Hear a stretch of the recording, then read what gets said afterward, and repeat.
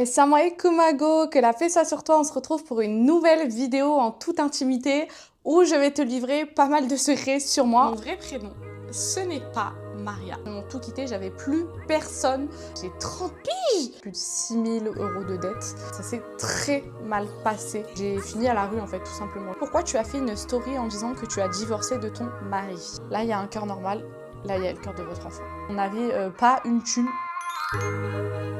En fait, je me suis rendu compte qu'il y a plein de nouvelles sur cette chaîne et d'autres qui me suivent déjà depuis longtemps et je me suis dit, bon, il est temps de faire une présentation, mais vu que j'aime pas faire les choses comme tout le monde, je me suis dit que j'allais livrer des secrets que je n'ai jamais livrés ou très rarement du moins. Comme ça va te permettre de me connaître un peu plus et j'espère t'inspirer aussi parce que le but de cette chaîne, c'est pas juste de me regarder parler, c'est aussi de tirer des leçons, de trouver des astuces, de s'inspirer pour sa vie de tous les jours. Donc voilà, donc j'ai mon téléphone avec moi parce que j'avais fait une petite FAQ en demandant sur Insta toutes les questions que vous vouliez me poser en fait. Et j'en ai reçu pas mal. Alors il y en a, mais comment j'ai rigolé. Les gens, ils ont vraiment aucune honte, aucun culot. Vous posez des questions, je vais y répondre après. Mais il y en a une qui m'a demandé si j'avais divorcé parce que j'avais fait une story sur ça. Je vais en parler juste après. Mais il y a des questions aussi genre sur ma vie. Des questions, je me dis, mais wesh, ça va pas ou quoi? Genre, je vais répondre à ça sur YouTube. Ok, on est en toute intimité sur Instagram et tout ça. La story, elle dure 24 heures, c'est bon. YouTube, ça reste, hein. Non, je vais pas mettre n'importe quoi sur YouTube quand même. Déjà, je me canalise, hein. Je fais attention à ce que je dis, je fais attention à mes mots parce que moi, je suis une fille, je peux très bien rouler la langue de Molière sans problème. Mais dans ma vie de tous les jours, je parle en familier, sauf avec ma fille. Comme par hasard, je te jure, il y a deux facettes, hein. Quand je parle avec ma fille et quand je parle moi toute seule avec mon mari, etc., c'est pas du tout pareil, quoi. Donc, j'essaie de faire attention par rapport à ça parce que je sais aussi que c'est pas forcément agréable, mais je veux pas non plus changer. Moi, je suis comme ça veut dire que tu me regardes pour qui je suis, je vais pas me transformer pour que ça fasse mieux, que ça fasse plus de vues ou j'en sais rien, quoi. Bref, on y va. On va commencer par la première question où il y aura le premier, le premier secret entre parenthèses. D'ailleurs, avant de commencer, tu peux me suivre sur Instagram. Je vais te mettre mon petit QR code. Tu as juste à scanner avec ton téléphone, avec l'appareil photo. Et comme ça, tu pourras me suivre. On m'a demandé mon prénom, mon âge, mon lieu de naissance. Et c'est là que le premier secret arrive. Mon prénom, mon vrai prénom, ce n'est pas Maria. Voilà, mon vrai prénom c'est Léa. Mon nom de naissance c'est Léa. Et petit autre fait chez moi, toutes les filles de ma famille s'appellent Maria, puisque c'est une tradition en fait chez la China, plus particulièrement nous de notre village, etc. Ma mère s'appelle Maria, ma grand-mère s'appelle Maria, ma tante s'appelle Rose Maria. Bref, tout le monde, il y a le nom Maria. Il y a que ma mère qui a délogé à la tradition et qui m'a appelé, mon premier prénom c'est Léa.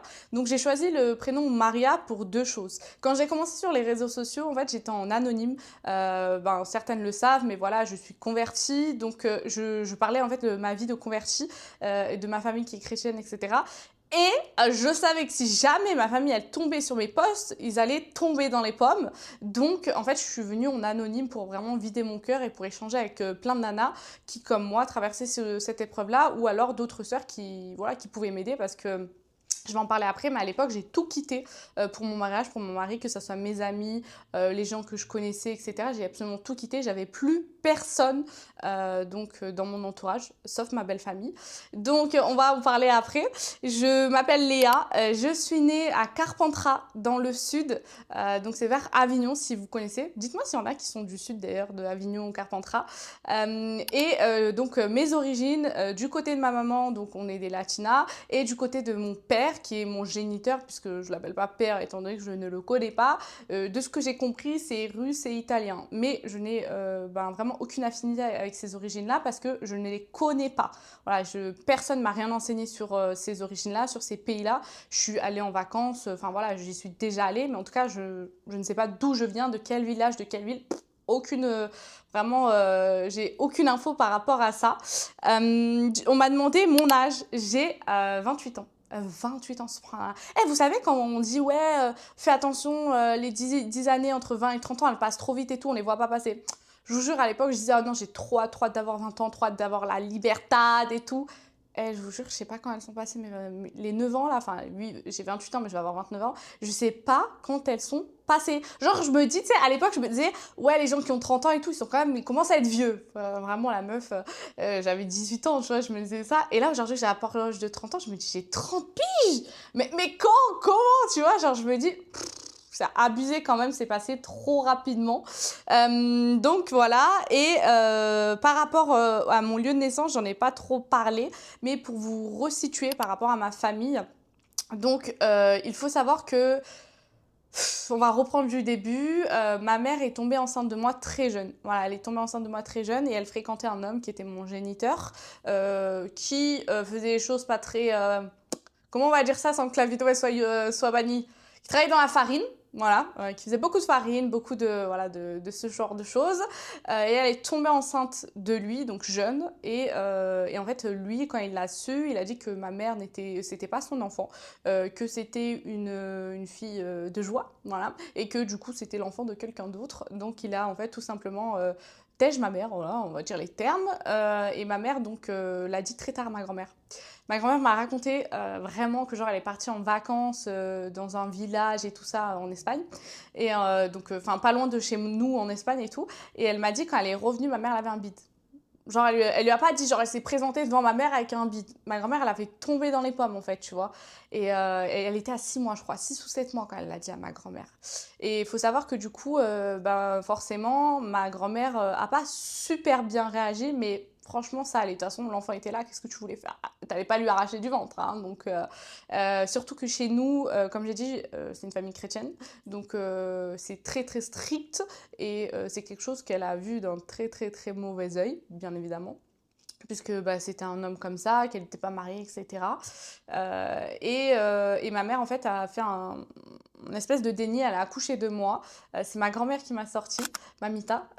Et en fait, elle a accouché de moi et elle m'a laissée à ma grand-mère. Voilà, parce que ben, elle était jeune, elle était un peu perdue, elle voulait travailler. Enfin, bah, je me doute qu'avoir un enfant, c'était pas sa priorité. Et du coup, j'ai grandi avec ma grand-mère et mon papé. Donc, mamita et papé, j'ai grandi avec eux. Alhamdulillah, je suis très contente. J'ai eu une enfance merveilleuse. Vous savez, j'en ai déjà parlé dans l'autre vidéo, mais mon grand-père, on n'avait pas trop d'argent. Voilà, clairement, on n'avait pas d'argent. Ma grand-mère a eu beaucoup d'enfants. Donc, 7 enfants, il y avait moi. Donc, enfin, voilà quoi. Ils sont immigrés en France, ils travaillent dans les champs. Voilà, ils n'avaient pas beaucoup d'argent, clairement. Et moi, j'étais une petite fille. Bah, forcément. Tu vas à l'école, tu vois les autres enfants avec plein de jouets, plein de tenues, tout ça. Et je n'ai jamais manqué de rien. Et pas une seule fois dans ma tête, je me suis dit, bah moi j'ai pas ça, je suis triste et tout. Et pourquoi? Parce que ils m'ont toujours comblée et vraiment, vraiment beaucoup comblée. J'ai beaucoup grandi avec les activités manuelles. On travaillait beaucoup dans le jardin. Ils m'avaient donné, enfin, ils avaient recueilli un chien abandonné.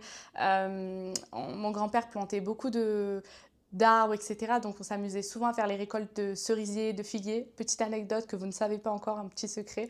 Mon fruit préféré est la figue et c'est par rapport à mon grand-père. Je vais chialer. C'est par rapport à mon grand-père, mon papé, parce qu'en fait, il a planté un figuier. C'est le premier fruit que j'ai mangé. Et c'est très très très relié à lui. Je peux mourir pour la figue. C'est vraiment le meilleur fruit du monde. Et on avait un figuier chez ma grand-mère et donc on allait tout le temps récupérer les figues et j'allais en manger tout le temps et tout. Enfin bref, c'était incroyable quoi. Les cadeaux que j'avais moi en fait c'était, je le savais pas à l'époque, hein, je l'ai su en grandissant, c'était mon grand-père qui allait chercher les cadeaux avec moi après qu'en grandissant. Enfin, quand j'ai grandi, on allait chercher ensemble, mais avant, il allait chercher tout seul dans les bennes à ordures et récupérer les cadeaux et puis me les réparer. Et j'avais toute une armoire chez ma grand-mère, blanche et tout, dans la chambre de mon grand-père. Et il y avait tous mes jouets. Et toutes les semaines, j'avais des nouveaux jouets. Et en fait, je me rendais même pas compte que c'était des jouets, voilà, bennes à ordures, quoi. Parce que mon grand-père, il les restaurait et il en faisait des trucs géniaux. J'avais des ours qui avaient une queue de lapin. Je me souviens, j'avais les fameux, à l'époque, c'était les bisounours. Ça coûtait super cher et tout. Et j'avais un bisounours tricolore. Il avait essayé de ressouder les trucs. Enfin bref, c'était incroyable quoi. Alhamdulillah, donc très contente. Et en fait, en grandissant, le souvenir que j'ai en tête, c'est qu'il me récupérait et on allait faire des bêtises tout le temps. Une des bêtises qu'on faisait, c'est qu'il y avait un chemin de fer là-bas avec des trains et à l'ancienne. Et en fait, on s'amusait à grimper sur le train avant qu'il départ, enfin, avant qu'il parte. On devait courir, courir, escalader le train, passer par-dessus et puis après traverser pour aller en ville, puisque, comme j'ai dit, j'habitais vraiment à la campagne, quoi. Et c'était incroyable. Voilà, j'ai beaucoup de souvenirs de mon papé. Ça a été mon père, ça a été mon repère. Pour autant, c'était quelqu'un qui était très dur. Très, très, très, très dur, qui ne montrait jamais son amour. En fait, j'étais la seule à qui il a montré son amour, que ça soit ses enfants ou autres. Il a toujours été très dur et je ne sais pas ce qui s'est passé avec moi, mais en tout cas, vraiment, j'étais son poupon. Pour vous dire une anecdote que j'ai encore en tête, il y a un homme qui était chez ma famille, en fait, et en fait, je suis montée sur la piscine et j'ai failli tomber dans la piscine. Et donc, cet homme-là m'a crié dessus. Mon grand-père est arrivé. Je vais passer les détails pour éviter de la vidéo saute, mais il a pété un câble. Voilà, il a dit, mais tu te prends pour qui? Donc en espagnol, parce que mes grands-parents parlent que espagnol, tu te prends pour qui? Jamais tu touches à ma petite fille et tout ça. Même pas, mais il a même pas dit ma petite fille, il a dit à ma fille, tu lui hurles par-dessus. Alors que le monsieur, il avait rien fait, hein. Il a juste eu peur que je tombe dessus, en fait. Et voilà, donc j'ai eu une enfance avec mes grands-parents merveilleuse. Certes, on n'avait pas d'argent et tout, mais franchement, je ne l'ai pas forcément ressenti. Donc c'est pour ça que j'aime bien dire que c'est pas l'argent qui fait que tes enfants vont t'aimer ou vont se dire bah tiens ce copain là il a tel truc et moi je l'ai pas et tout. Ça n'a absolument rien à voir. Passer des moments de qualité avec vos enfants, c'est 1000 fois mieux qu'aller leur acheter le dernier jouet, parce qu'en réalité, qu'on soit honnête, ils vont être contents sur le coup d'avoir le dernier jouet. Ils vont jouer avec 5-10 minutes, allez 2-3 jours et puis après c'est bon, quoi, tu vois. Alors que les moments, ça reste à vie, tu vois, ça reste à vie et voilà, je suis très émue, mais c'est parce que ça a été très important pour moi. Des années plus tard, ma mère a rencontré un homme et a eu trois enfants avec lui, donc mes trois petits frères, Mathéo, Adam et Ethan. Pareil, autre secret, j'en ai très très peu parlé de leurs prénoms, etc. Et je les aime plus que tout, c'est comme mes frères. Franchement, il n'y a pas de demi-frère pour moi, c'est vraiment mes frères. Et donc, elle est venue me récupérer, je suis partie avec eux. Et cet homme-là s'est très bien occupé de moi quand j'étais petite. Vraiment, il me considérait comme sa fille. Enfin, je dis petite, mais c'était plus vers l'adolescence et tout. Puis un jour, il a trompé ma mère. Voilà, là, c'est les termes. J'essaye de trouver les termes pour que ça soit, pour que la vidéo ne saute pas. Mais il a trompé ma mère avec une femme. Voilà. Et en fait, il a dit à ma mère, voilà, elle venait d'accoucher de mon dernier petit frère, donc Ethan. Il lui a dit, bah, je veux plus être avec toi, voilà, je veux plus de cette vie-là, etc. J'ai rencontré une autre femme, l'opposé de ma mère, bien évidemment. Bref. Et en fait, moi, à cette époque-là, bah, lui, il est parti. Et en fait, ma mère, elle est, elle est tombée, en fait. C'est le mot, le terme. C'est très dur encore pour moi d'en parler parce que j'ai vu ma mère dans un... J'ai failli perdre ma mère, en fait, hein, qu'on soit clair. Ma mère a failli... a fait des tentatives. Et elle est restée enfermée dans une chambre. Elle a perdu 20 kilos en un mois. 20 kilos.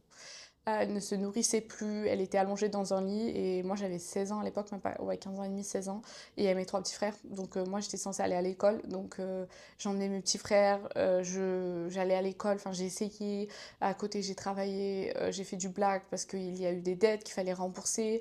On s'est retrouvés un peu dans la merde financièrement du jour au lendemain parce que forcément il y avait un bon train de vie avec lui, mais quand il est parti, ben, on n'avait plus rien, ma mère elle travaillait pas. Donc à part la CAF et encore il y avait eu des problèmes parce que je sais plus ce qui s'était passé, mais en gros, il y a eu des dettes. Voilà, CAF, impôts, il y a eu des dettes qui sont tombées comme ça. En tout, plus de 6 000 € de dettes. Et en fait, il fallait les rembourser, quoi.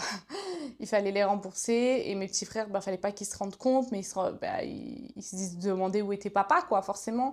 Donc voilà, j'étais la mère de substitution de mes frères pendant longtemps. Mais j'en suis très contente, alhamdoulilah, mais ça a été très dur pour moi puisque ben, j'ai dû grandir d'un coup, en fait, de passer d'ado à femme d'un coup, en fait, on m'a pas laissé le choix. J'ai rencontré des personnes qui m'ont énormément aidée et franchement, je les remercierai jamais assez. J'avais un ami voilà, qui m'a beaucoup, beaucoup, beaucoup aidée, même plusieurs amis, mais qui venaient tout le temps chez moi. Et on avait cette passion-là des chiens. Et j'avais un chien à l'époque qui s'appelait Roy, un labrador. Et il m'a beaucoup, beaucoup aidé. Il était beaucoup plus vieux que moi et il m'a vraiment aidé dans ce côté-là par rapport à tout, en fait, parce que psychologiquement, ça a été très dur pour moi. Donc voilà, après ma mère a fini par se relever et a décidé de repartir vivre dans le sud, puisqu'entre-temps, nous, on était partis vivre chez lui en Bourgogne et elle voulait repartir dans le sud. Sauf que moi, en fait, j'avais construit ma vie, ça y est, je taffais, enfin, entre parenthèses au black, hein, j'étais pas censée travailler, j'avais les écoles, j'avais mes amis, c'était pas possible pour moi de partir. Et j'ai décidé en fait de rester. Et donc, le père de mes frères m'a proposé de rester avec lui. Voilà, il m'a proposé de rester avec lui et en fait, moi, j'y voyais... en toute honnêteté, j'avais la haine contre lui, mais en fait, c'était comme mon père, entre parenthèses. Donc, je me disais... Enfin, ça a été très compliqué, genre à 16 ans, quoi. C'est compliqué de prendre ces genres de décisions-là. Et en fait, c'était soit je restais avec lui, soit je devais repartir avec ma mère, je quittais tout. Donc, j'ai décidé de rester avec lui.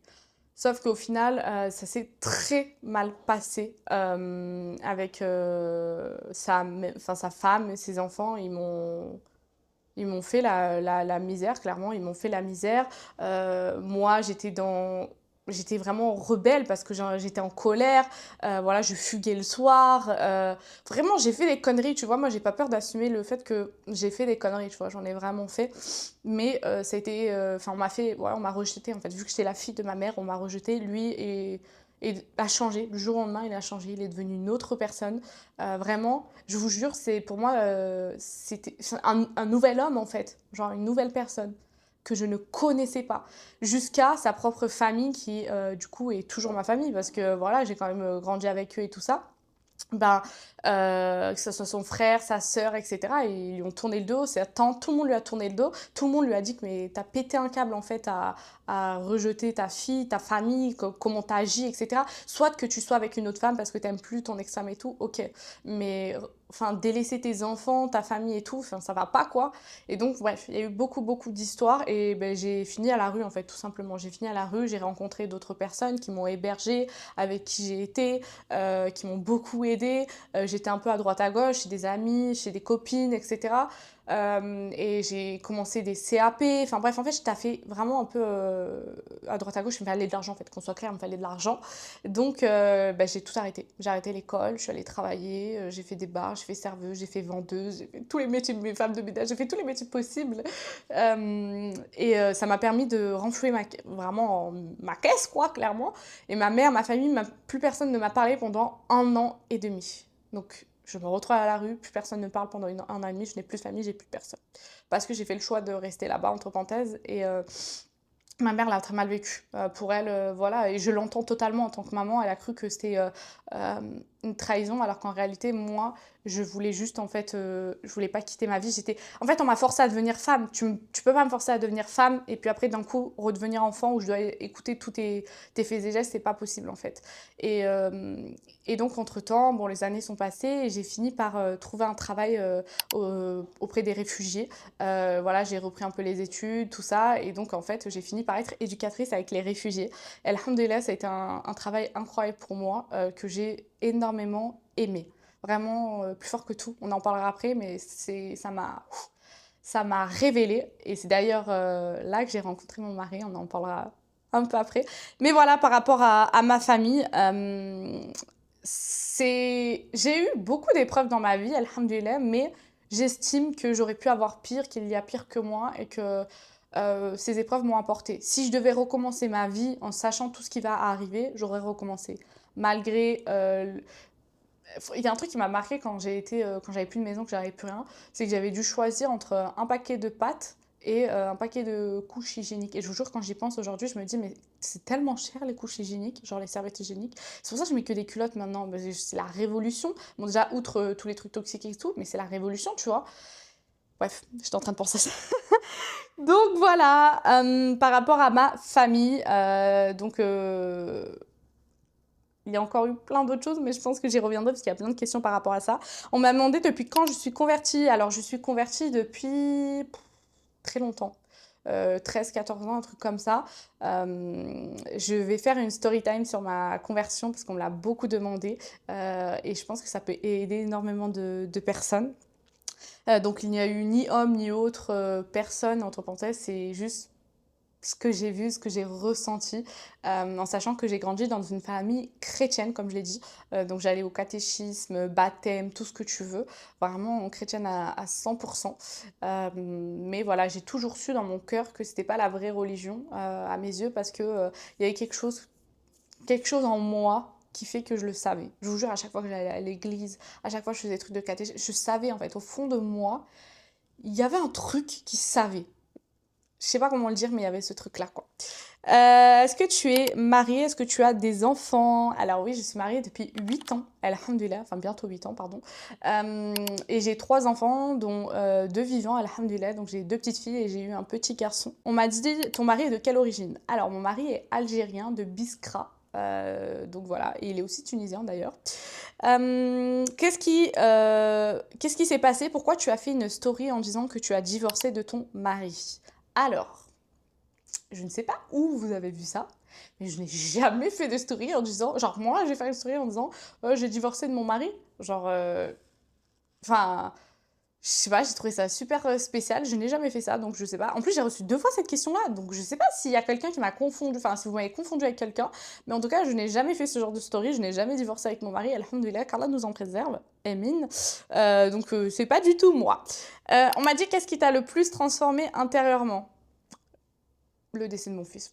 Je pense que... Parce que, entre parenthèses, elle a mis...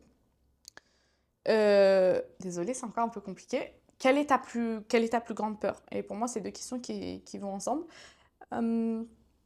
J'ai eu un petit garçon. Voilà, en fait, j'ai eu de gros problèmes de santé. J'ai toujours des problèmes de santé qui ont fait que j'ai galéré à tomber enceinte. J'ai fait des années de PMA, de piqûres, des fils, des transferts. Je ferai une story time aussi sur ça. Bref, ça a été très très compliqué. J'ai failli mourir à plusieurs reprises par rapport à ça. J'ai fait des hémorragies internes, etc. Donc très compliqué. Et j'ai fini par tomber enceinte de mon fils 2 mois après un transfert. Ça a été pour moi un miracle à mes yeux. Voilà, un miracle à mes yeux. Et en fait, il faut savoir que mon fils, j'ai su à 6 mois de grossesse qu'il avait un problème cardiaque, qu'il avait la moitié de son cœur. Il faut savoir que je savais depuis le départ qu'il y avait un problème. C'est-à-dire que quand je suis tombée enceinte, quand on a fait les premières échographies, on m'a dit le cœur il bat bizarrement, enfin, tu vas faire une fausse couche. Et quand je suis revenue chez la Gigi, elle m'a dit ah bah non, incroyable, j'ai jamais vu ça de ma vie, ton bébé va bien. Enfin, en tout cas, le cœur bat bien, le rythme est normal, c'est OK.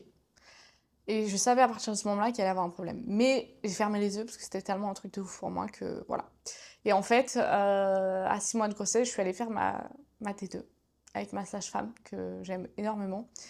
Et je vois qu'elle reste. Et en fait, elle passe. Elle passe la sonde sur mon ventre. Et je vois qu'il y a quelque chose qui va pas parce que tu passes pas la sonde sur le ventre de quelqu'un pendant 50 ans. Ceux qui ont déjà eu des enfants, ils savent. Elle passe, je la vois, elle fait comme ça, etc. Et elle me dit, voilà, il y a quelque chose qui me semble pas normal. Au cas où, je préfère vous adresser à un cardiologue, qui est le meilleur cardiologue en France, qui opère des enfants, voilà, des énormes opérations avec des enfants voilà, en Afrique, aux États-Unis, etc., etc. Et, euh, et on a réussi à avoir un rendez-vous le lendemain. Est-ce que vous savez, la douleur, la peur, le nombre de fois où j'ai vomi cette journée-là, parce que je me souviens, je me suis effondrée, je me suis dit, je veux pas perdre mon bébé en fait. Je savais en fait, je savais très bien. Je- qu'on le veuille ou non, pour moi, psychologiquement, on sait les choses quand on a un instinct.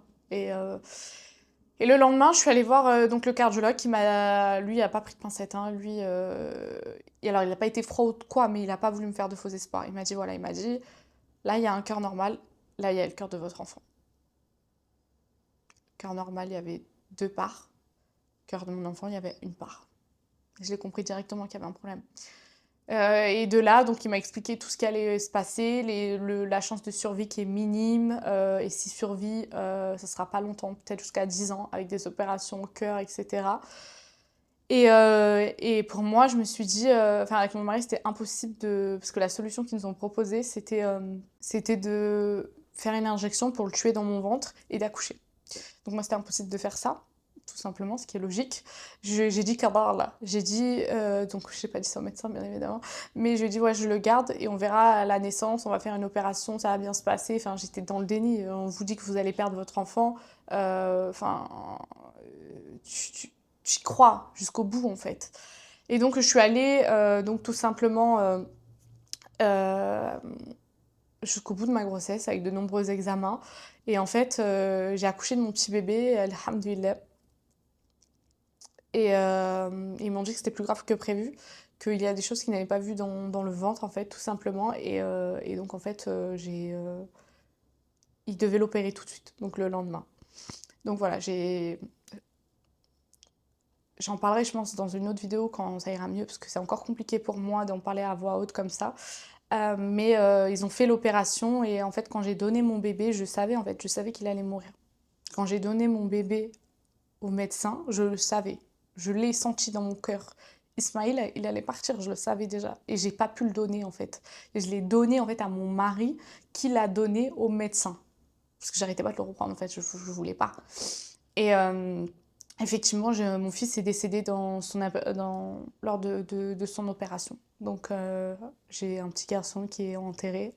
Et alhamdoulilah, j'ai eu 2 autres filles. Parce que j'ai continué la PMA, j'ai fait des transferts, etc. Et ma dernière fille est un miracle, elle est arrivée totalement naturellement, sous contraception et tout. Et alhamdoulilah, très, très, très, très fière d'avoir ce petit bout qui nous rend la vie compliquée.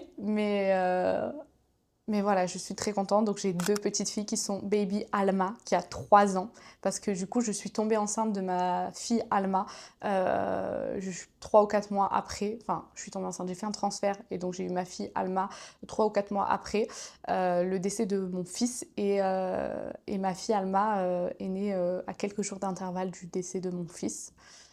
Et ça a été très, très dur, mais j'ai un lien très particulier avec Alma. Très, très, très particulier, forcément, par rapport au fait que j'ai perdu mon enfant, en fait. Et qu'elle est arrivée, elle m'a sauvée. Clairement. Donc j'ai eu ma fille Alma par transfert et puis je suis tombée enceinte de ma fille donc Maria. J'ai fait un déni de grossesse, je pense que j'en parlerai aussi parce que c'était un miracle, hein, clairement je ne pouvais pas tomber enceinte normalement et je suis tombée enceinte et donc elle est arrivée là au mois de mai 2025 donc elle a à peu près 7 mois, je sais pas quand cette vidéo sortira mais elle a à peu près 7 mois et, donc voilà, j'ai 2 petites filles qui me comblent de bonheur, même si ça reste très dur au quotidien de vivre avec le décès d'un enfant, clairement, parce que psychologiquement, voilà, enterrer un enfant, c'est la pire épreuve qui puisse arriver à un être humain, quoi, forcément. Voilà, par rapport à ce qui m'a le plus transformée intérieurement, c'est ça, c'est parce que ça m'a vraiment... j'ai mis le voile quand j'ai perdu mon fils, en fait. Cette épreuve m'a énormément appris à porter, je me suis énormément rapprochée d'Allah et j'ai mis mon voile, j'ai compris, je me suis dit, si je perds mon bébé, là, il vient de sortir de mon ventre, je le perds, comment moi je peux pas mourir demain en fait, ça a vraiment été un électrochoc. On se dit qu'un bébé, quand il sort, il a toute sa vie devant lui en fait, et en fait pas du tout. Et lui aussi peut mourir comme ça du jour au lendemain. Et ça m'a fait un choc en me disant, mais en fait, moi aussi, en fait, je peux mourir du jour au lendemain. Je ne suis pas obligée de vivre jusqu'à 80 ans, 100 ans, etc. Tu vois. Et je me suis dit, est-ce que je vais mourir comme ça? Ouais, il y a eu un gros, gros électrochoc par rapport à ça. Donc, c'est vraiment ça qui m'a transformée intérieurement. La perte d'un être cher, et particulièrement de ton enfant, c'est soit ça te fait partir en arrière, soit tu vas de l'avant et, entre parenthèses, tu changes. Alors, je vais pas mentir, hein, j'ai eu une grosse dépression que je viens de m'en rendre compte plusieurs années après, parce que je me suis enfouie dans le travail, je me suis enfouie dans la douleur. Vous savez, j'ai pas consulté de psy directement, j'ai pas consulté des personnes pour m'aider, j'ai arrêté. En fait, j'ai essayé de faire comme si ça n'était pas arrivé, parce que j'essayais d'enfouir ma douleur au plus profond de moi. Donc ça a été très dur. Et puis j'ai commencé à essayer de guérir, mais voilà, clairement c'est encore compliqué par rapport à ça. Du coup, quelle est ta plus grande peur aujourd'hui? On m'a demandé, bah, bien évidemment, ma plus grande peur aujourd'hui, c'est de perdre mes enfants, mes 2 petites filles. Qu'on soit clair, mon mari il m'a dit une phrase l'autre jour, il m'a dit, tu sais, je fais encore énormément de cauchemars par rapport à Ismaïl, parce que c'est lui qui a lavé et enterré Ismaïl. Donc, je sais pas si vous vous rendez compte, laver le corps de son fils, son bébé qui a quelques jours. Je sais pas comment il a fait, hein. Je sais pas où il a trouvé cette force. Mais voilà. Et donc, c'est lui qui s'en est occupé. Et forcément, il m'a dit, je fais encore énormément de cauchemars par rapport à ça, quoi. C'est super dur, en fait. C'est super dur à vivre. Euh, et c'est vrai que, ouais, faut réussir à aller de l'avant, entre parenthèses, à vivre avec ça. Et en fait, j'ai dit cette phrase, en retour, j'ai dit à mon mari, mais tu sais qu'aujourd'hui, si on perd encore un enfant, moi, je survis pas, en fait. Moi, je sais que je ne survivrai pas. Parce que là, je dirais pas que c'est encore pire, mais c'est une autre douleur, mais ça reste à peu près la même douleur. Là, t'as construit, t'as avancé avec ton enfant, t'as eu des moments avec ton enfant, je- j'ai dit, moi, je me relèverai pas, je le sais, en fait, tu vois. Donc, c'est vrai que c'est ma grosse, grosse, grosse peur. Mais pour autant, je suis très fière, alhamdoulilah, de pas être tombée dans la paranoïa. Je laisse ma fille vivre, je la laisse faire ses expériences. Je suis pas, je l'étrique pas. Parce que j'ai compris une chose, c'est que qadar Allah, tu vois. Et je peux juste demander à Allah de protéger mes enfants. Et je pense que voilà, c'est le plus important. Et j'essaye de lui faire confiance et de lâcher prise par rapport à ça. On m'a dit, si tu devais te décrire en 3 mots aujourd'hui, ça serait lesquels? Folle, ambitieuse, généreuse. Pourquoi folle? Regardez mon accent, folle. Mon accent du sud. Folle, parce que je suis quelqu'un qui adore faire des activités complètement ouf. J'adore rigoler. Je suis extravertie. Je suis... Ouais, quand on me qualifie, mes copines et tout, elles me disent, t'es complètement folle, toi. T'es complètement starbée, elles me disent. Et c'est vrai, je suis comme ça. J'essaye... Des fois, j'essaye de me canaliser parce qu'avec des enfants et tout, je me dis, bon, un peu plus de maturité quand même, mais je suis encore complètement starvée. Ambitieuse parce que j'ai des projets de ouf, des ambitions de ouf et que je ne me dis pas, ouais, je peux pas y arriver, c'est trop compliqué, je vais mettre 150 ans à arriver à tel projet. En fait, je me dis juste, je vais y arriver. Que ça prenne 5, 10 ans, 15 ans, je fais les causes et alors là, il va me donner. Voilà, point barre, c'est tout. Donc, très ambitieuse dans tout ce que j'entreprends. C'est pour ça que j'ai plusieurs entreprises aussi. On me dit souvent, ouais, mais t'arrives à t'épanouir. Mais en fait, moi, j'aime ça. En fait, j'aime les challenges, j'aime l'ambition, je kiffe ça. Et généreuse parce que les choses que j'aime le plus, c'est partager des repas avec mes amis, ma famille, c'est s'offrir des cadeaux, c'est voyager avec ça. En fait, c'est vraiment... je j'aime offrir des choses aux gens. Voilà. J'aime aider les autres. Vraiment, genre, c'est le pilier. Et dans tous mes business, c'est un des piliers. Enfin, c'est le pilier. Genre, quand tu te rends compte de tout ce que je fais, toutes mes entreprises, en fait, c'est toujours basé sur l'entraide. Je m'en suis rendu compte il n'y a pas si longtemps que ça. Et parce que j'aime ça. Donc, je dirais ces trois critères-là. On m'a dit, quel est ton métier? Est-ce que tu as toujours été entrepreneuse? Alors, comme je l'ai dit juste avant, non. De base, moi, je suis éducatrice avec les réfugiés. Et en fait, j'ai commencé l'entrepreneuriat en même temps que mon travail. Quand je me suis mariée, donc il y a 8 ans, on n'avait pas une thune parce que lui, il était footballeur en Bourgogne. Et en fait, il a eu voilà, une demande pour aller dans un club pro à Paris. Et moi, ben, j'étais éducatrice avec les réfugiés aussi là-bas. Je l'ai rencontré là-bas et en fait on s'est mariés, on s'est connus, il m'a demandé en mariage un mois après, voilà, tout simplement. Donc voilà, moi à l'époque j'étais complètement encore plus folle que ça, je n'étais pas voilée, j'étais dans la religion hein, mais pas voilà, pas fluidement ni dans on va dire une bonne musulmane entre parenthèses si je puis dire et en fait lui c'est tout le contraire quoi, tout le contraire et on a eu un coup de cœur religieux, on fera une story time sur ça aussi parce que je trouve que c'est trop intéressant, mais on a eu un gros coup de cœur religieux et donc on s'est mariés et voilà, un mois après c'était réglé pour lui, il voulait m'épouser, donc on a quitté la Bourgogne pour aller jusqu'à Paris.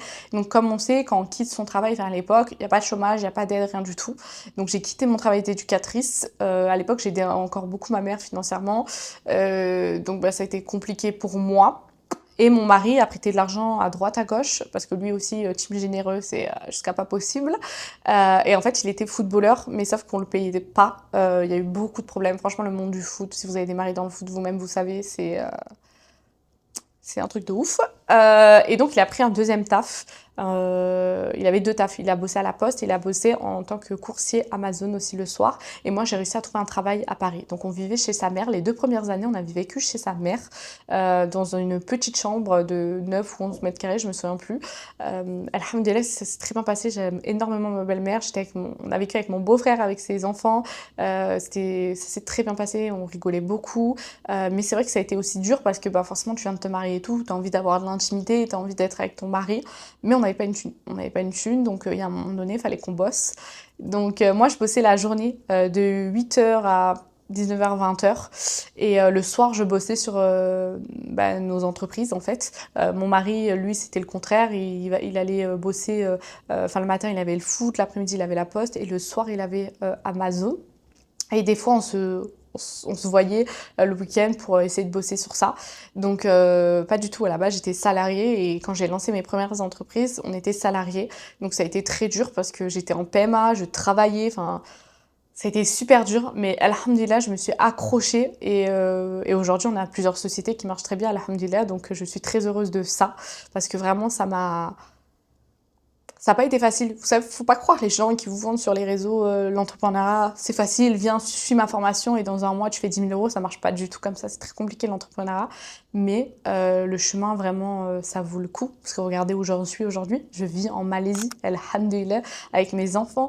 J'ai des sociétés qui marchent bien, je voyage, je suis bien, alhamdoulilah, je kiffe ma vie. Alors que il y a 8 ans, voilà, on n'est pas de bif, on vivait chez sa mère, ils nous ont payé le mariage. Enfin bref, ça a été super dur, quoi, tu vois. Donc très très contente de notre évolution. Donc non, j'ai pas toujours été entrepreneuse. J'ai quitté, j'en parlerai aussi dans la story time que j'ai dit par rapport à mon voile, mais j'ai quitté mon taf parce qu'on m'a demandé en fait tout simplement d'enlever mon voile pour continuer à travailler parce que j'avais décidé de me voiler. Et donc j'ai décidé de continuer, d'arrêter mon travail pour me concentrer sur mes entreprises. Et petit à petit, on a pu arrêter nos travails respectifs pour se concentrer sur nos entreprises. Donc aujourd'hui, on a plusieurs sociétés. Donc j'ai une société qui est Gang du Succès, qui est un centre de formation professionnelle reconnu par l'État. Donc en fait, c'est un centre de formation qui forme les femmes à trouver un métier en ligne, alors un vrai métier, d'accord, que ça soit Customer Care Manager, que ça soit Community Management, que ça soit montage vidéo, voilà, ce sont des métiers qui sont très demandés, surtout avec ces dernières années de l'entrepreneuriat, qui vous permettent de vous expatrier, qui vous permettent d'être libre, qui vous permettent en fait de travailler de chez vous. Faut savoir que moi, j'ai toute mon équipe en fait qui sont là, qui sont des formatrices qui accompagnent les élèves à se former à ces métiers-là. Ce sont des formatrices qui de base pratiquent ce métier, qui ont des années d'expérience, qui se sont expatriées, qui ont réussi, qui travaillent avec moi. Et donc on est beaucoup, on est une équipe on est plus de 20 personnes en fait, donc c'est énorme, alhamdulillah. Et donc on ouvre 1 à 2 fois par an parce qu'on est complet très rapidement, donc je suis très contente aussi de ça. Et donc on aide ces femmes-là à vraiment reprendre le contrôle de leur vie, à se sentir bien, parce qu'en fait j'aime bien dire ne vous lancez pas dans un métier sur internet parce que vous voulez juste faire de l'argent, ça sert à rien, vous allez vous lasser, d'accord? Il faut vraiment faire un métier que vous aimez. D'ailleurs je vais vous mettre le QR code là de mon quiz gratuit, donc c'est un quiz gratuit qui t'aide à trouver ta voie, le métier qui pourrait être fait pour toi en ligne, d'accord? Donc c'est gratuit, ça prend 2 minutes. Il y a énormément de femmes qui l'ont fait, j'ai eu beaucoup de retours et elles kiffent, ça leur permet en fait de leur donner une petite voix. Tu vas devoir rentrer tes compétences, que ce soit perso ou professionnel, ce que tu aimes, ce que tu n'aimes pas, et en fait ça va te dire un peu les idées de métier que tu pourrais faire, et il est génial, donc voilà, c'est totalement gratuit. Et donc avec Gang du Succès, donc on accompagne ces femmes sur plusieurs temps. Généralement, c'est un accompagnement de 3 mois et c'est incroyable. Je vous mettrai quelques avis par-ci par-là. Je vous laisserai aller regarder et tout, mais je suis très fière de mon centre de formation parce que on a bataillé. Aujourd'hui, il est reconnu en France. Il y a une certification à la fin et je suis très contente de ça parce que ça a été beaucoup de travail. Je ne cesse de vouloir l'améliorer, d'apporter encore plus. Et alhamdulillah, les retours que j'ai sont merveilleux. Voilà, donc je suis très fière de ça. On a une entreprise avec mon mari, donc la création de site web, de SEO. On a une entreprise dans l'influence marketing. Donc ça fait des années que j'accompagne les marques à trouver des influenceurs, à savoir se positionner, à fixer les tarifs. Voilà, il y a beaucoup de choses, alhamdulillah. On a une entreprise de gestion budgétaire et on a un e-commerce. Et là, on est sur une autre entreprise qui nous intéresse énormément. Mais voilà, c'est plus mon mari qui est de ce côté-là, parce que moi j'ai mon projet secret pour les femmes qui me tient à cœur depuis des années, que je veux sortir, mais le temps de gérer toutes ces entreprises, de réussir à déléguer, d'avoir ces équipes, de gérer les équipes, ça prend énormément de temps.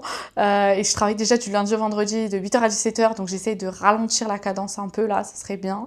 Parce que je fais pas ce métier pour être emprisonnée non plus. Mais c'est vrai que j'ai ce petit problème qui me dit si je travaille pas, en gros, ben je gâche mon temps. Mais ça, c'est un problème que j'ai depuis longtemps, hein, puisque depuis que j'ai 16 ans, je suis vraiment dans le... J'arrête pas de travailler, en fait, j'aime trop travailler, moi. Vraiment, j'aime trop travailler, quoi. Bref. On m'a dit... Qu'est-ce qui te demande le plus d'efforts dans ta vie actuelle? Bah, je viens de le dire, en fait, c'est vraiment l'organisation. J'ai du mal à trouver... Enfin, je suis très organisée, mais... c'est même pas l'organisation, mon problème, c'est plutôt moi. En fait, j'ai une très bonne organisation, je sais très bien gérer entre mes enfants, mes entreprises, mais en fait, je sais pas limiter. Je peux pas m'arrêter, tu vois. S'il y a une élève qui va m'envoyer un message, je sais pas, à 3h du matin, je vais lui répondre. Alors maintenant, j'essaie de souffler et tout ça, mais c'est vrai que c'est plus fort que moi, j'aime trop travailler. Donc vraiment, mon gros problème aujourd'hui, c'est de trouver un équilibre entre la vie perso et la vie professionnelle, parce que je sais le faire, mais je n'arrive pas à l'appliquer. Voilà, c'est plutôt ça. Qu'est-ce que tu aurais aimé qu'on te dise il y a 5 ou 10 ans? Bah, clairement, j'aurais voulu qu'on me dise que tu vas y arriver. Crois en toi. Franchement, crois en toi. C'est pas parce que t'es à la rue, c'est pas parce que tu travailles dans un bar miteux, c'est pas parce que tu fais n'importe quoi que tu vas pas y arriver. Et regarde où tu en es aujourd'hui. Donc, vraiment, le meilleur conseil que je peux vous donner, c'est... il y a plein de conseils bateaux sur les réseaux, mais en fait, si vous croyez pas en vous, si vous vous donnez pas les moyens, il y a personne qui va le faire à votre place. Donc vraiment, croyez en vous et donnez-vous les moyens. Si Allah il vous a destiné quelque chose, il faut que vous fassiez l'effort, vous fassiez les causes de l'atteindre. Qu'est-ce que tu refuses de sacrifier, même pour l'argent? Alors, s'il y a bien une chose où je fais très attention, c'est comment je gagne mon argent. Je l'ai déjà dit, mais le business de formation, entre parenthèses, c'est un métier où tu gagnes beaucoup d'argent, d'accord? Et les gens, pour gagner cet argent-là, beaucoup mentent, trichent, font n'importe quoi pour avoir cet argent-là. C'est pour ça que j'ai aussi voulu faire reconnaître mon centre de formation vraiment comme un centre de formation professionnel pour me démarquer de ça et montrer que voilà, moi, l'État a vérifié que c'est un centre de formation professionnelle, que ce n'est pas de l'arnaque, etc. Parce que il y a vraiment trop d'arnaques et que les gens sont prêts à tout pour manipuler et pour se faire de l'argent. Il y a bien une chose que je ne sacrifierai pas pour l'argent, c'est mon éthique et c'est ma conscience. Parce que je suis désolée, ok, c'est très bien de faire rentrer de l'argent, mais si c'est pour que je finisse en enfer, franchement, flemme. Flemme de ouf. Vraiment flemme de ouf. Donc vraiment mon éthique. Mais là, je parle de mes business, mais même dans la vie de tous les jours, hein, avec les gens, etc. Vous savez, il y a des gens à qui j'ai prêté de l'argent, etc. Ils m'ont jamais rendu vivre leur best life. Je vous jure, jamais je suis allée les voir pour leur dire rends-moi mon argent. Jamais. Parce que je suis trop mal à l'aise et parce que, car là, en fait, à un moment donné, tu veux pas me rendre mon argent, enfin, tu fais pas l'effort de me rendre mon argent, tu penses que c'est normal, que c'est ton argent. Ben voilà quoi, tu vois. Donc voilà, vraiment l'éthique, non merci. Et quelle est ta vision de la réussite? Alors ma vision de la réussite vraiment, c'est d'être en paix. C'est le mot apaisement. C'est pas l'argent, c'est pas les voyages, c'est juste être. Je vous jure, plus vous vieillissez, plus vous allez vous en rendre compte, c'est la paix, être tranquille, ne pas avoir cette charge mentale de faire attention à telle ou telle personne, de ce que tu vas dire à telle ou telle personne, du travail où tu vas aller parce que tu l'aimes pas, d'être en colère, d'être triste. C'est juste la paix. C'est vivre une vie simple. Je vous jure, vous savez, c'est quoi mon rêve, moi? C'est d'avoir une maison dans une montagne, solo, avec mes chèvres, mes animaux, mon potager, mes enfants, et là, c'est tout. Voilà, en fait, avec un petit lac en face et tout. Genre à la Suisse. C'est ça mon rêve. C'est pas être dans un building, c'est pas vivre à Dubaï dans des trucs à 4 000 euros. Alors, j'aime les belles choses, il n'y a pas de souci. Mais j'ai conscience des choses et du coup, je fais très attention à ce que je fais très attention à comment je gère mon budget. Alors, dites-moi si ça vous intéresse que je vous fasse une vidéo sur la gestion budgétaire, surtout que j'ai une entreprise sur ça, donc je pense que ça peut vous aider. J'ai accompagné énormément de femmes pour reprendre le contrôle de leur vie financièrement et il y a des milliers de retours que j'ai sur ma page Instagram, etc. Des personnes, des filles connues, des influenceuses. Je parle je pense à Kadi Impact, donc sur TikTok, qui a beaucoup recommandé ma formation et je la remercie vraiment, qui aujourd'hui, vraiment des années après, est conseillère dans ce domaine-là parce qu'elle-même a réussi à remonter la pente, vraiment, et ça c'est génial. Donc voilà, une petite vidéo avec des conseils et tout, je pense que ça peut vous aider aussi. Donc voilà, pour moi, la réussite de ma vie, c'est être avec mes enfants en bonne santé, en paix, c'est tout, tranquillement, avoir une vie où en paix. En fait, je sais où je vais finir, en fait. Je sais où je vais finir et du coup, je vis ma vie slow. Vraiment slowly, slowly, quoi. Quel est le message que tu veux laisser aux femmes qui te regardent? On va terminer avec ça. Vraiment, s'il vous plaît, vous êtes capable de réussir votre vie, d'accord? Tu es capable d'y arriver. Arrête de te dire « Oui, mais moi, j'ai des enfants. Oui, mais moi, je suis malade. Oui, mais moi, je travaille. » Arrête. Alors oui, c'est pas facile. D'accord, c'est pas facile, ça sera sûrement compliqué selon tes spécificités, ça mettra plus de temps. Mais tu peux y arriver. En fait, si Allah t'a destiné quelque chose, c'est que ça va t'arriver. Mais pour que ça t'atteigne aussi, il veut aussi que tu fasses les causes. Là, il nous a dit clairement que c'était à nous de faire les causes. On peut pas dire je veux réussir ma vie, par exemple, je veux apprendre le Coran, je veux apprendre l'anglais et attendre que ça arrive. Parce que c'est le gros problème qu'on a dans notre communauté. On se dit ouais tout est écrit. Allah il a écrit donc ça va arriver. Mais non en fait. Allah il a aussi dit fais les causes, tu vois. Et tu es capable d'y arriver. C'est pas parce que ta mère, elle te dit que c'est pas possible. C'est pas parce que ton mari, il te soutient pas. C'est pas parce que tes gosses, ils prennent ton énergie que tu vas pas y arriver. Il faut que tu prennes ce temps pour toi. Dans la journée, 5, 10, 20 minutes pour toi, pour construire ta vie de rêve, pour réaliser ce que tu as envie de réaliser. N'oubliez pas, parce qu'on aime beaucoup dire oui, mais l'islam, dans cette dunya, on ne doit pas se conforter, on est là juste pour survivre. C'est faux. C'est faux. L'islam, c'est l'excellence. Allah, il nous appelle à l'excellence. Ce que tu dois entreprendre, tu dois le faire avec excellence. Donc, entreprends ta vie avec excellence. Sans, bien évidemment, sacrifier ta religion. Ta religion doit être ton pilier, en fait. Ta religion, c'est ton pilier. Tu as ta vie au-dessus. Et tu vagabondes, en fait, tu vois. Tu as envie de faire un tour du monde. Ok, regarde comment tu peux faire ce tour du monde. Comment tu peux mettre de côté. Tu as envie de t'expatrier. Regarde quel métier tu peux faire. En fait, il faut vraiment que tu te donnes les moyens d'y arriver. Et je ne vais pas vous vendre ça comme si c'était facile. C'est dur, ça prend du temps, il y aura des embûches, mais tu vas y arriver, Inch'Allah. Donc voilà, c'était vraiment, j'espère que cette vidéo, on vous parlait en fait, le but de cette vidéo, de vous parler de moi, c'était pas juste pour vous dire, moi je suis comme ça, C'était pour vous inspirer, pour vous dire que si moi, humain, lambda, j'ai réussi, entre parenthèses, quand je dis j'ai réussi à avoir ce que je voulais, ma vie de rêve, ça a pris du temps, j'ai eu des épreuves, j'ai eu beaucoup de choses, et j'ai pas encore atteint tous les piliers que je veux atteindre, mais alhamdoulilah, je suis heureuse. Et j'espère vraiment que cette vidéo t'aura inspiré. Voilà, je te laisse me dire en commentaire ce que tu as le plus aimé, si tu es de la même religion que moi, si tu es de la même origine, qu'importe. J'attends de voir, j'aime trop lire les commentaires. Franchement, je trouve que c'est ma passion le soir, des fois à 1h ou 2h du matin, quand j'arrive pas à dormir. Je vais regarder les commentaires. Bref, bisous Mago, que la paix soit sur toi. Salam alaikum.